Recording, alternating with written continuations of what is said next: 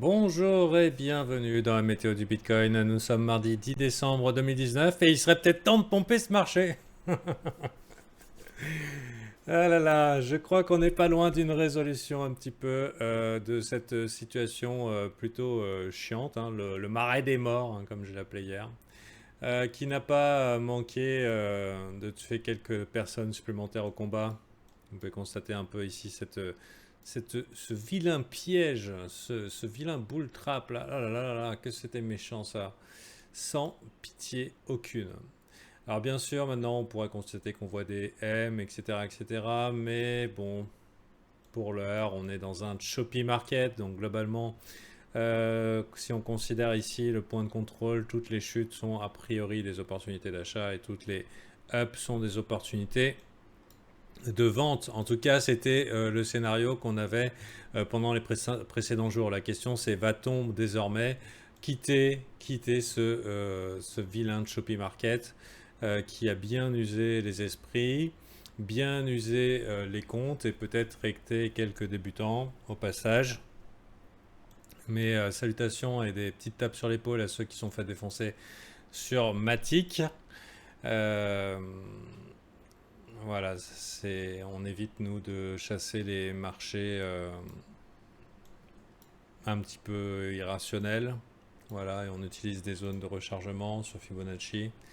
Ouais, je vais pas rigoler, Adriano, parce que c'est pas drôle pour certains, ils se sont mis en situation vraiment dramatique.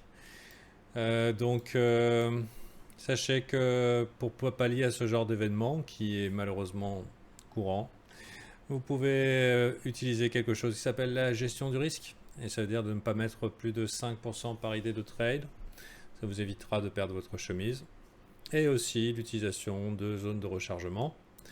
Zone de rechargement, j'ai vu un membre ce matin, a justement acheté pile poil au bottom. Voilà, c'est bravo à toi. Donc c'était quoi versus BTC, j'imagine. Voilà, au niveau de la zone de rechargement, si on se met en daily, c'est une vidéo que vous pouvez trouver sur la chaîne. Pour ce qui est du tuto Fibonacci, généralement, quand le marché commence à devenir irrationnel, on va passer un petit Fibo par rapport au bottom, qui soit là ou ici si on considère ce W. Et on va essayer d'attendre bien sagement dans la zone de rechargement de longue. Voilà. C'est pas du tout un hasard qu'on soit revenu tester cette structure. Et malheureusement, comme on dit souvent, les marchés font escalator up, elevator down. Et c'est pas du tout exceptionnel ce qui se passe là, hein, surtout au marché crypto. Mais ça peut arriver dans d'autres marchés. Quand le marché commence à vous donner le petit coup sur la nuque, il fait pas semblant. En tout cas, si vous voulez apprendre le trading, ça se passe chez moi. Et vous serez dans un endroit safe pour pouvoir apprendre tout ça. Et si vous voulez un aperçu, vous pouvez découvrir le cours tradingcrypto.fr qui vous aurait permis éventuellement de rentrer à bon prix sur Matic à partir du moment où on ne chasse pas. C'est gratuit, ça s'appelle créer un plan de trading crypto adapté aux débutants. C'est plutôt un style d'accumulation long terme, donc je vous invite à y regarder, c'est très sérieux. Ça dure environ 5 heures et bien sûr c'est du travail, hein, ça ne sera pas facile. Mais c'est mieux que d'y aller tout nu. One a pris cher aussi, ok. Donc pour l'heure, donc là les positions sont en train de se build et on attend un petit peu le moment où la résolution de cette consolidation va être donnée. Est-ce que ça va être encore un fake out de ce type-là? Donc personnellement, je m'attends dans la journée à une volatilité extrême. Mardi, mercredi, c'est des bons moments pour envisager renverser une tendance. M'est avis que pour moi, toute rentrée ici, depuis longtemps, j'ai annoncé les queues à mettre mangé, toute entrée dans cette zone-là et coincer un maximum de personnes du mauvais côté du trade serait ensuite une opportunité de pump et inversement. Si on venait à pumper directement, euh, coincer un maximum et la majorité du même côté du trade et on partirait en continuation baissière. Souvent, on voit décembre comme une bonne occasion de rallye, surtout après un bon nettoyage comme ça. Je pense que c'est quand même pas un super endroit pour ouvrir des shorts, sérieusement.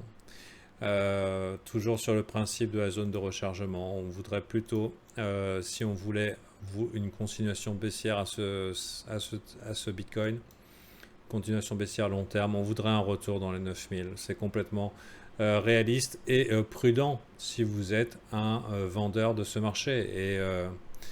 Et globalement, c'est un petit peu ce que j'imagine pour la suite de l'aventure. C'est potentiel retour rapide dans la zone de rechargement de longue ici. Pim pam poum, tout le monde se dit ah là là, Bitcoin 6000, paf, jusque mi-décembre, on remonterait ici pour finalement échouer et se faire un hiver dégueulasse. Quand je dis un hiver dégueulasse, ça veut dire jusqu'à janvier-février, probablement pas de cadeau. Ça, c'est une opportunité. Bien sûr, il peut se passer totalement l'inverse, hein. Ça peut être l'inverse, et on prend tout le monde dans la hype train, on échoue, et de toute façon pour moi, l'hiver est dégueulasse, hein. Donc gardez vos sous, vous faites comme vous voulez. En tout cas, moi, c'est comme ça que je vais perdre les miens, c'est-à-dire en restant bien sagement sur le bas-côté et en attendant que l'hiver passe. S'il y a un petit rallye à prendre, je dirais toujours en position de force. Ça veut dire que si le BTC se met à pumper comme un malade, bah vous souffrez pas parce que vous en avez au moins un petit peu pour en profiter. Mais surtout, vous gardez de la poudre parce que bah, la période de solde, l'emplacement idéal pour les soldes, ben, c'est la zone de rechargement, hein. Je veux dire, on va se répéter, mais ça va être ici. On y est presque, on y est presque. On est venu la chatouiller, comme vous voyez, ça fait quand même une belle zone d'intérêt. Et tout ce qui est ici pendant l'hiver, ça fait quand même une super opportunité d'achat en dollar cost average. Je dirais tout ce qui vient ici, et même si on venait à chatouiller là, le Bitcoin n'ira nulle part, le halving arrive l'année prochaine. Voilà, la vie continue, le Bitcoin a quand même des fondamentaux bullish sur le long terme. Plus les cryptos seront adoptés, plus les gouvernements vont adopter, plus les commerçants vont l'adopter, plus on aura des Alibaba Coin, plus on aura des Amazon Coin, plus on aura des Facebook Coin, plus on aura des crypto-euros, des crypto-euros, des crypto-yuan, et plus le Bitcoin a de l'avenir, puisque ce sera l'alternative incensurable à ces monnaies plus ou moins fiables. Selon la confiance qu'on fait dans les gouvernements et dans les grandes corporations. Donc de toute façon, dans tous les cas, une alternative, à mon avis, qu'on ne pourra pas éviter. Ceci étant dit, on pourrait regarder en 4 heures un petit peu ce que ça donne, mais bon, vu qu'on est dans un choppy market, il y a à peu près pas grand-chose à faire, sinon ne pas mettre la main et les pieds dans le marais des morts, hein, et attendre bien sagement que ça se passe. On a ici cette zone de rechargement qui peut être une bonne opportunité d'achat pour un potentiel pump de décembre. Et sinon, on attend la résolution de cette consolidation qui s'affirmerait étant bullish seulement à ce moment-là. Et on pourrait, attention cependant, puisque de la même manière qu'ici, vu que la frustration augmente dans le marais des morts, les gens sont tentés et enclins de partir all-in dès qu'ils en ont l'opportunité, parce qu'ils veulent se refaire, ou alors ils cherchent le méga move, etc. etc.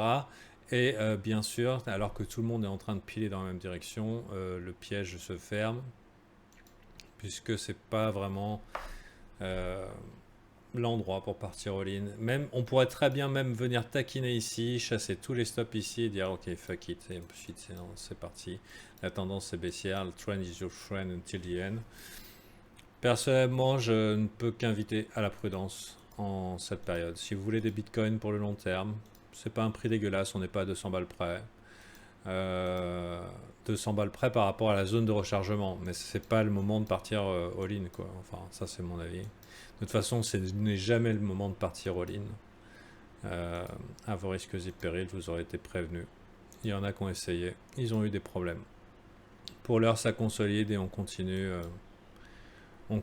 à échouer à trouver la montée. Les positions s'excitent, la plupart des gens sont dans leur position. On attend un petit peu le nettoyage. Est-ce que ce sera une Darth Maul Candle, double direction, comme ça, ou est-ce que on va embarquer dans une tendance, et à partir du moment où on embarque dans une tendance et qu'elle paraît sérieuse, faites gaffe à vos culs. Quand je dis faites gaffe à vos culs, si jamais la tendance s'affirme étant être dans cette direction-là, gardez-vous de dire hey, je vais le short parce que vous avez raté le méga pump de la mort. Souvent, quand ça commence à partir vraiment sérieusement dans une direction et que le move a été raté, Les gens ont tendance à vouloir l'empêcher en voulant lutter contre la tendance. Si la tendance s'installe, elle sera...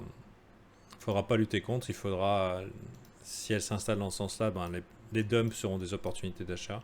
Mais si elle va dans ce sens-là, il faudra bien vous dire aussi qu'une chose, c'est que les pumps seront des opportunités de vente et elle ne va pas s'arrêter de sitôt. Parce que le prochain arrêt sur cette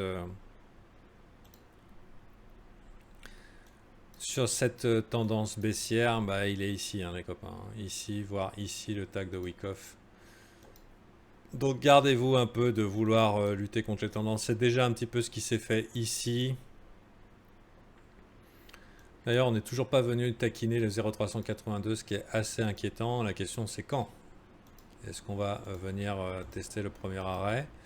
Il serait peut-être temps qu'on aille voir un petit peu si on fait notre rebond de chat mort ou pas, ou alors est-ce qu'on vraiment manque totalement de jus et on va aller chasser en direction l'infiniment petit. La bonne nouvelle vraiment au weekly, c'est cette potentielle divergence qui s'installe, donc à voir, à voir. Bon, gare à vos culs, le market maker est un petit peu plus malin que ceux qui sont intervenus dans cette zone-là. C'est vraiment pas du trading facile, donc préparez-vous à pas mal de blagues. Intéressant aussi, hein. On a eu le tag de Wyckoff ici rejeté, et on a ici le retour aussi sur cette zone de résistance, et on peine à vouloir retraverser dedans. Donc pour l'heure, il n'y a pas beaucoup plus d'informations qu'hier, hein, puisque c'est qu'une chandelle par jour. Donc tant qu'on est dans cette zone de Marway des morts. Par contre, c'est très intéressant ici, ces trous dans le volume profile. Personnellement, je suis plutôt enclin bullish, même si je vais être prudent sur une remontée. Parce que j'imagine pas que ce soit le bottom. On imaginera que ça soit le bottom à partir du moment où on aura fait un gigantesque bull flag qui commence un petit peu à traîner en longueur, hein, ce bull flag là.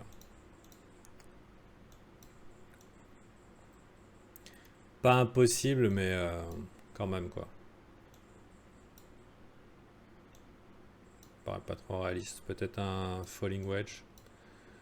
Mais un peu moche, donc il faudrait repasser de l'autre côté, consolider, repasser machin et tout, et ici on peut appeler les copains en disant ok Bitcoin to the moon. Ça veut dire que vous achèteriez du Bitcoin 3000 $ plus cher, mais au moins vous n'auriez pas la souffrance de le voir partir vers l'infiniment bas. Puisque ce qui compte aussi c'est de gagner des sous, hein. C'est bien beau d'avoir des Bitcoins, mais si c'est pour qu'il arrive à 500 balles, vous pourriez en acheter 2 ou 3 fois plus. Enfin beaucoup plus, 5 fois plus. Sur ce, j'ai pas grand chose à dire de plus, sinon rendez-vous demain. Ne vous faites pas défoncer et on verra, je pense, très rapidement dans quelle direction ce marché va prendre. Mardi, mercredi, c'est des bonnes zones pour reverse. On va approcher de la key zone de Londres, on est à quelques minutes près. Est-ce qu'on va instaurer un petit dump et ensuite rebondir? Enfin, en tout cas, telle est la question. Rendez-vous bientôt. Voilà, et je vous invite à rejoindre le groupe VIP. On est le 10 du mois. Patreon, c'est les facturations premier, donc ça fait que 20 jours pour vos sous-sous. Vous pouvez attendre encore 20 jours pour essayer de nous rejoindre. Mais je comprends aussi que ça va être les cadeaux de Noël bientôt et qu'il y a plus à faire que de... Si en plus vous faites track sur les marchés, de mettre 39 € dans le service. Cela dit, si vous n'étiez pas fait rec sur les marchés, vous auriez de quoi payer pendant 2 ans. Hein? Bon. Voire 10. Non, parce que les gens, ils sont complètement super généreux quand il s'agit de perdre leur fric en disant ouais, j'apprends de mes erreurs. Et en fait, mais ils n'investissent pas sur eux-mêmes. Ils investissent sur leur bon coup, sur leur PMU des temps modernes. Bon, allez, rendez-vous demain.